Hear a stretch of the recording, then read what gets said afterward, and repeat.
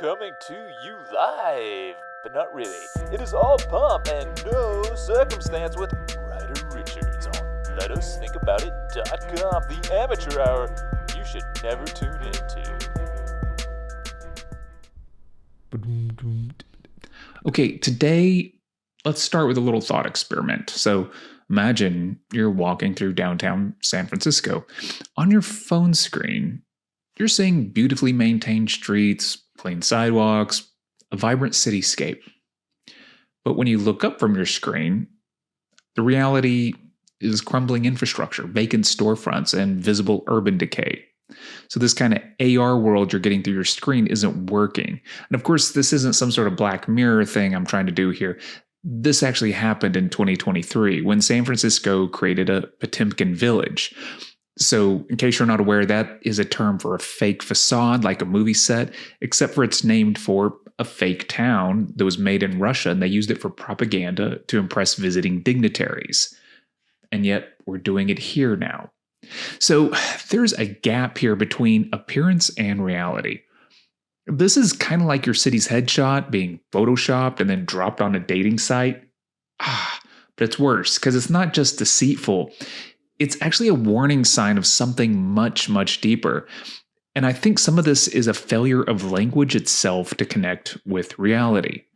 So you have to stick with me on that. But today we're going to explore how the breakdown of language precedes the breakdown of everything else. So what I want to keep in mind is we all seem to know what the idea of the good is, the concept here. And we have a feeling about that. And the problems seem fixable to us, but somewhere along the way, we start disposing of responsibility through language manipulation. We weave a cloud of illusions around us, and this is kind of a camouflage of fantasy that cocoons us from reality. Now, the San Francisco example, it kind of proves it. We know what a great city looks like, and we can make these cities beautiful. But what if we only participate in the good when our parents or friends are coming over, right? And we just know we have to clean up our act. I mean, it really does seem quite juvenile, doesn't it? But it's playing out on a global scale. The problem. Let's start with what we can see, or what we're trying not to see, really. Our infrastructure, it's literally falling apart. Yeah. So Baltimore's bridge collapse, subway systems breaking down across major cities, roads deteriorating faster than we can repair them. We can't seem to handle any kind of big infrastructure problems. We can't build nuclear plants. But here's what's really fascinating. Instead of fixing any of these problems, we're getting better at hiding them or discrediting them. They really aren't problems. They're character. Or we didn't need that solution anyway. So San Francisco didn't actually solve its homeless crisis, right? They just temporarily moved people out of sight. But we're not fixing our crumbling subways. We're really just distracting ourselves with phones while we wait for delayed trains or we're stuck in traffic again. So here, this isn't exactly about infrastructure. Think about how you consume news, for instance, right? We start getting, a weird feeling when we see a triggery headline about some sort of existential threat to democracy, which is every day.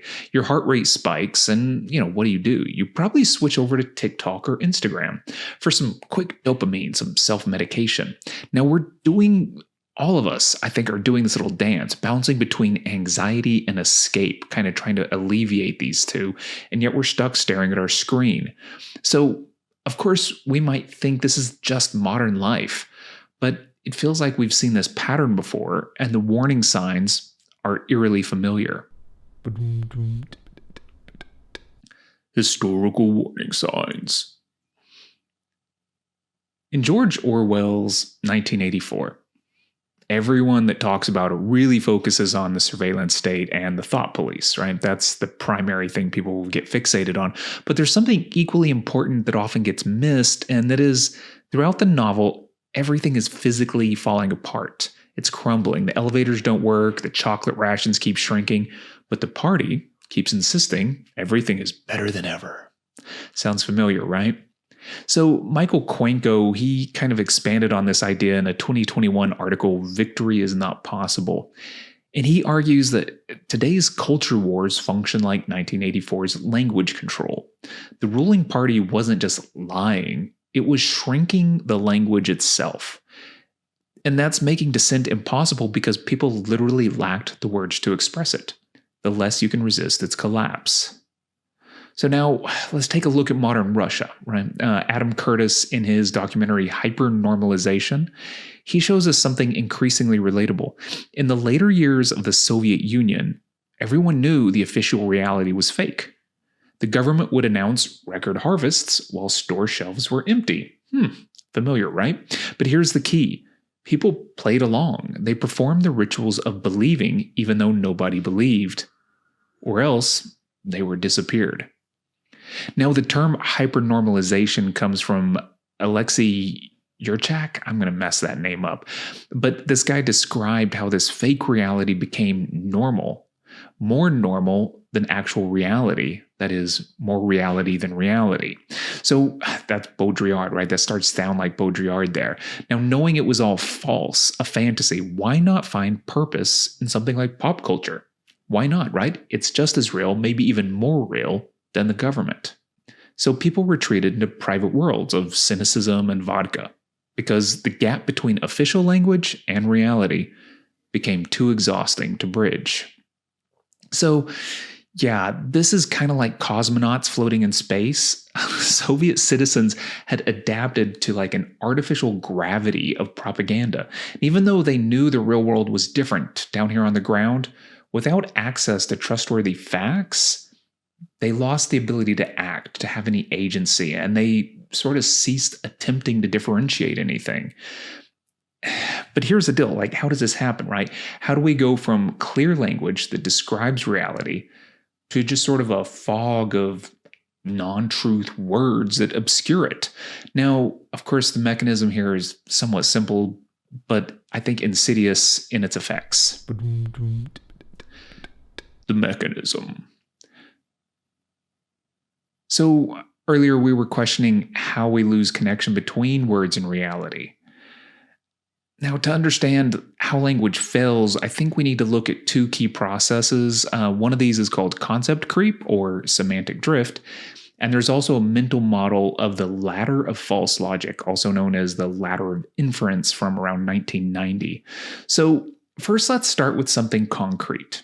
Okay, so once the word trauma meant a physical wound, right? If you were traumatized back in 1850, it meant you had been physically injured, probably in battle, something violent. But via William James in 1894 and then Freud in 1895, all of a sudden we can have a psychic wound that could be repressed somehow, right? So today we use trauma for almost any uncomfortable experience. I was traumatized by the coffee, or Becky's ponytail triggered me.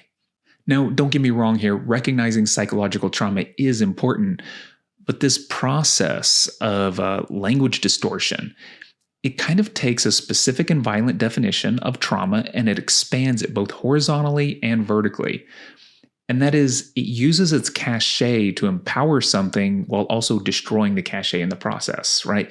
So when we're talking about semantic change, that is horizontal spread. So that means a broadening to include qualitatively new phenomena. So, for instance, abuse now includes passive neglect. So we took one term and we spread it out. So hyperbole. This is more like vertical expansion. It's sort of where the severity declines. So trauma once meant battlefield injuries, but now it can be used for minor inconveniences. But also, this is the same with words like prejudice, addiction, or mental disorder. They all have a lower bar that gets applied to them. And now, as we know, everyone on the comments in YouTube anyway is a fascist or a Nazi, which actually just diffuses and confuses the horror of the actual Nazis and fascists. And then we also have this third one, semantic inversion. And that's where words flip to mean almost their complete opposite. So courage, yeah, that once meant facing danger. Now it means avoiding offense. So once again, kind of like Baudrillard's simulacra, the grounding to reality becomes untethered, allowing these words to spin into orbit with their own fantastical meaning. Again, this is kind of like the cosmonauts, but here they are losing muscle mass in orbit, right? Words become weakened when they drift too far from their original grounding. So here's another example. Let's take bullying. Traditionally, bullying meant a stronger person physically or socially dominated a weaker person. Well, we've expanded this term so much that even criticizing somebody in power can be called bullying. The victim becomes the bully, and the bully becomes the victim. Houston, we have lost our anchor to reality. So this brings us to the ladder of false logic, right? We've already dealt with concept creep or, sort of semantic drift. But this ladder of inference here explains how we move into abstraction and how these abstractions can become further and further adrift from reality. Now, this ladder has 7 rungs, but no one's going to remember, a list of 7 things, right? So I'm going to try to just sort of lump them together and create a story along the way so you can just sort of see how it functions. So the first rung on the ladder, observable facts. You see a news clip. A politician makes a statement about education declining despite the U.S. spending more money than ever per student, while teachers' salaries remain at poverty level. Now, what happens is in rung 2 is you select some data. You grab onto a piece of this and you focus on a specific detail that stands out to you because the entire picture is just too broad. And then you interpret that data. That's rung 3. You analyze it based on your biases. That is your worldview. That sounds like something Hitler would say. I don't know why we went Hitler. Let's just run with it. Everyone else does it these days. So then we make some assumptions, right? We start filling in the gaps with what we believe to be true. Because that sounds like Hitler, there must be a hidden agenda. Then we come up with a conclusion.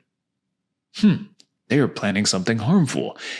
And at this point, we're at rung 6, right? And we're developing beliefs here. Our conclusion has reinforced our worldview in a way that we're believing something. And yet we haven't checked it with anyone else yet at this point. This is all just going on in our head. They are trying to defund our schools. I better take action. And that's, of course, step 7 on the ladder. You react based off your beliefs and you treat them as fact. But there's no proof anywhere, right? You've just pieced all this together. So anyway, you hop online and you post some incendiary outrage on what social media of your choice, and be sure to use the words Hitler and fascist as often as possible. That's just pro tip right there. So if you can see, right, each step, if not verified, takes you further and further from reality into abstraction until you're in orbit, you're weightless, you're drifting in an ideological vacuum. Now at this point, we are an irrational, alarmist radical, right? We're a conspiracy theorist. We're maybe crazy. And psychologically, because humans identify themselves, that is their identity, their ego, with their actions, it gets kind of perverse here because we want our lies to become truth because that reinforces it, vindicates or justifies us. So we just keep doubling down and selecting the wrong data repeatedly, inflaming our previous interpretations. So here, really our bad action comes from screwing up steps 2 and 3, right? Because without a broader contextual check on our subjective interpersonal interpretation, you or even a team or political party or perhaps a cult that you recently joined, we're all just making up the rungs as we climb away from reality. But why are we as humans so susceptible to this? Well, Matthew Crawford points to a philosophical shift that happened centuries ago that might have been training us to be more susceptible to this. The philosophical root. Let's take a look here at Immanuel Kant. He gave humanity what we secretly wanted, which was an escape from reality. We get to be more important than reality. So before Kant, philosophers were kind of stuck, struggling with the messy world of physical reality. These were the empiricists. And though they knew we experienced the world phenomenologically, reality was really important. But after Kant, he kind of invoked this whole realm of pure reason, the noumenon. And this was, inaccessible by direct perception. You couldn't figure it out, but it was the really real. It was the more real than real, which meant that there is actually a realm separate from that pesky physical reality that really just, and the world just kept demanding that we're not that special, but in the really real world, maybe we are. So here we go. Just to be a philosophy podcast, please recall that Kant thought true freedom, autonomy, comes from being able to act according to rational self-legislation. To be free, we needed to be independent of external influences, alien influences, such as the external world, aka reality, or as Kant called it, a posteriori. Now, instead, we should derive truth from internal reasoning, a priori reasoning, which is the framework for how we experience the world. Once again, phenomenally, subjectively, it's a framework. And that takes us back to the ladder of inference. So what's crazy about this is in the ladder of inference, you just stay in your own head. This allows you an escape from the world beyond your head that can say that you're wrong about something. Well, Kant actually championed self-contained reasoning, favoring an emphasis on a realm of abstraction. Now, we all know that we're already using abstract crushes to access the world all the time because we can't handle all the input. So, I guess this path is like, why go back to reality now? We're already using these artificial things. Just keep going. And so it just further disconnected humans from hands-on embodied experience. So perhaps think of it like this. Reality is kind of like gravity. It constrains us, it limits us, it tells us what we can and can't do. Kant offered an intellectual space station, where the self could float free from these constraints. As a free-floating entity, while we're up there overemphasizing the importance of the individual self, it allows us to disregard and disengage from the restraint and demands of things like embedded relationships, environments, and material reality. So, I'm going to keep kicking this metaphor for a little bit longer to make this point, but remember what happens to those astronauts in zero gravity? Their bones get weaker, their muscles atrophy. Pooping is really messy, right? They can definitely float freely, but they become less capable of dealing with actual reality. Well, maybe that's not exactly right. Let's clarify that. Actual reality, it causes them hardship in their rarefied orbit.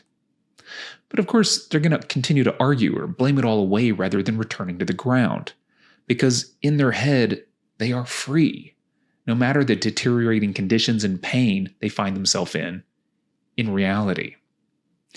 And all this brings us to our current crisis. The contemporary crisis. Let's take a look at our financial markets. And of course, I'm not talking about the recent stuff with Musk and Doge and the USAID, but how about a larger series of rungs that we have falsified over the last 100 or 200 years? We have created a system where stocks rise and fall based not on actual productivity or value, but whether people feel optimistic or pessimistic. This is crazy, right? Because we're literally trading feelings, where that's what we're trading on. And the best traders are some sort of astrologists with charts, and they predict confluence of economic bodies easily seen from the space station, which I have luckily drifted up to. Now, our political discourse, it's always included conversations about economics, but it seemed to be really detached somehow from economic reality in that most policies were not real politique. That is, on-the-ground practical solutions that bypass sort of tribal political affiliation. What I mean by this is we don't actually debate a lot of actual policies anymore. We debate whether or not you're a good or bad person to make these policies. We debate interpretations of interpretations. But presidents used to actually show up with a complete fiscal policy and everyone would go over it. That's how they became president, was by looking over economic plans. But now we just have values rhetoric. And this is very similar to how our stock market runs, right? More words, more valuations, less reality, less facts. So remember that San Francisco example again? Now, here's the truly bizarre part. Officials actually denied having a homeless problem for years. And then suddenly they admitted it, but only when it came time to hide it. The truth only became visible when they must, for appearance's sake, temporarily make the problem disappear. Now, this sounds very much the same as Joe Biden's age issues, maybe Harris's polling numbers. How about our budget overall? Confirmation hearings, health issues, gender problems, gender language, race, immigration, proxy wars? Yeah, we all know something is wrong here. But what's so crazy is that we can somehow maintain a linguistic containment wall that allows us to deny it, allows us to deny the reality of it. So verbal creativity means we no longer lie, right? It's merely a post-truth alternative fact or contingent relative subjective position. And all this allows no repercussions while we're up in orbit, right? This is a fantasy land up here. There's no lies up here. But gosh, space sure is full of bullshit. So here's the deal. What are we going to do about this? How do we reconnect language with reality so we don't end up in a 1984 situation? The challenge of reentry. So belief is not truth. Truth is not reality. And this whole episode is really just saying belief is not reality. Just because you believe something doesn't make it real. So Richard Rorty points this out, as does Jacques Derrida, and they show how language and truth are contextual, slippery, and only temporarily agreed upon. Rorty says, a belief can still regulate action, can still be thought worth dying for, among people who are quite aware that this belief is caused by nothing deeper than contingent historical circumstance. That's the power of belief. Willingness to die, even though you know it doesn't matter. It's only momentary. Now, Crawford offers a way to sort of return from this orbit of belief. If we're trained to see freedom as detachment, it makes sense that we live in an economy of distraction, an attention economy. And yet, we're still influenced by our environmental conditions, right? The environment around us, the external forces still shape our decisions. And words such as freedom have undergone a semantic drift. Perhaps we should even say a semantic inversion, where when we claim freedom, but we're entirely limited in our choices, enslaved to beliefs and language games, yeah, we are just putting on blinders to avoid seeing the collapsing reality. We keep escaping into fantasy, into the abstraction of language, unable to find agency in the real, and so we keep claiming it in linguistic fashion. So transitioning back from orbit, yeah, it's going to be painful and disorienting, right? We're used to all this sort of artificial abstract freedom. But how about this? Try interacting with the material world. Master a skill. Train yourself in a realm where words are meaningless. And perhaps your results allow a true sense of agency and pride. This can offer a sense of freedom, a deep sense of true agency, not based off shifting definitions.